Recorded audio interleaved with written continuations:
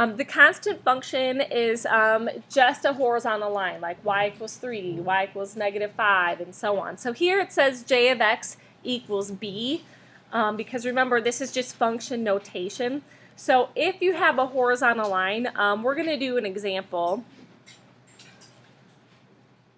We're just going to do j of x equals 3. And what that means is I have a horizontal line on 3. I'm going to add arrows to show that's continuous. So the domain is all real numbers. All right, and for the range is only one value. If we use our ruler, we're starting at the bottom and we go up and we're looking for all the values of y. Notice there's only one value of y. For this one, the range happens to be 3. Okay? But that would change, all right? So if I had like j of x equals -5, then the range would be just the one value. It would be -5. All right, is everybody okay with that part? Wait, so domain is like for all these are Yeah, so domain, domain we go left to right. So if we're going left to right, there's no restrictions. There's only 2 restrictions for domain that we've learned so far. What are the 2 restrictions? Is it square root? Even roots and then when you have a rational function, so an x in the bottom. Those are the only 2 restrictions. Other than that, what should you really be putting for domain for all of these? Negativity to positive. Yep, totally. All right, so the identity function is just y equals x. So for this one, y equals x, we know is just a slope of 1, intercept 0, 0. All right. You guys will probably want to use like an ID or a straight edge of some sort for the quiz. This one's easy. Domain is all real numbers. And range, if we go from bottom to top, is what? Negativity to positive. Yep, all real numbers. Okay. Square function. Okay. For this one, you guys will need the point. The vertex is at 0, 0. And then we have over 1, up 1, because that's 1 squared, over 2, what's 2 squared? 4, and then we know it's symmetric around the x-axis. So this is your square function. All right, now this is a polynomial. What's the domain of any polynomial? Okay, now the range is different here, so as we start going up, what is the first value of y that we have? 0. And then? Infinity. Yep. All right.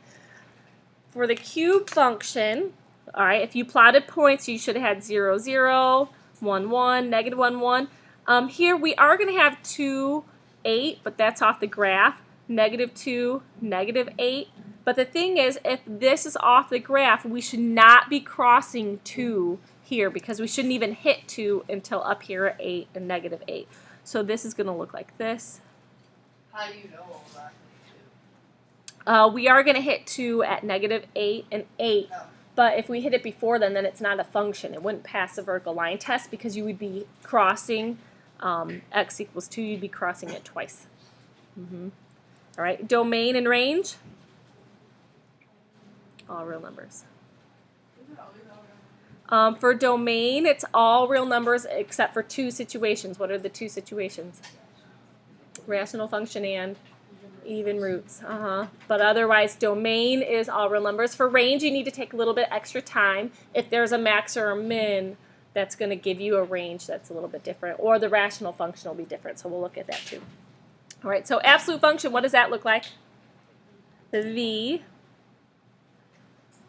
I tend to make a habit of putting as many points on my graph as I can, just because it helps to give a straighter line. All right, so domain is all real numbers. What's the range here going to be? 0 to 0 inclusive to infinity. All right, square root function. So this is an even root. So now I know domain is not going to be all real numbers. You start plugging in values. Can we have any negative values for x here? No, so we're going to start at 0. We have 0, 0, 1, 1. If I plug in 4, I get 4, 2. If I plugged in 9, then I would have a point 9 comma what? 3, so on. So this looks like this. All right. Domain is from left to right. So as I go through, where do I start? 0 to infinity. 0 to infinity. And the range is from bottom to top. So where do I start? 0 to infinity. 0 to infinity. All right, the cube root function, we still can plug in numbers. So I have 0, 0. If I plug in 1, cube root of 1 is 1. If I plug in -1, cube root of -1 is -1. All right. The next part, I would plug in the next perfect cube. Do you guys know what that is? 8. What's the cube root of 8? All right, so 8, 2 is over here. And then -8 would be -2. So again, I don't want to go above this 2 line because I'm not going to hit 2 until I reach out here. So this is going to look like this.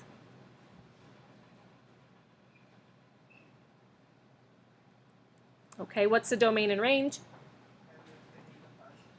Yep.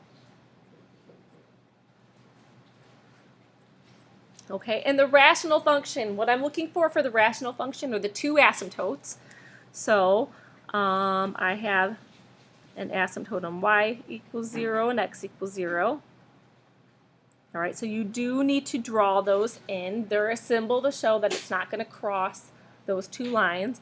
And then the easiest points are 1, 1 and -1, -1. I would take just those points and those asymptotes with the curves. If you want more points, you could do 2, 1/2, because if you plug that in, 2, 1/2, or if you do 1/2, that would be 2, but that's not necessary. The asymptotes and the 1 point would be fine. Ooh. Okay, and then just show your curves getting closer and closer to those. All right, domain, we go left to right, so we're starting at what? And then we go all the way up to, No. up to, I heard somebody mumble it, up to 0. All right, the asymptote's at 0, so we're getting closer and closer to 0, but your function's never going to touch 0 because that's an asymptote. And then we start again at 0 and go to infinity. Okay, so this is -infinity to 0, union 0 to infinity. So for the range, we're going to do the same thing. We start at the bottom, we're going up, up, up, up, up, but then what happens? Once we hit 0, what happens?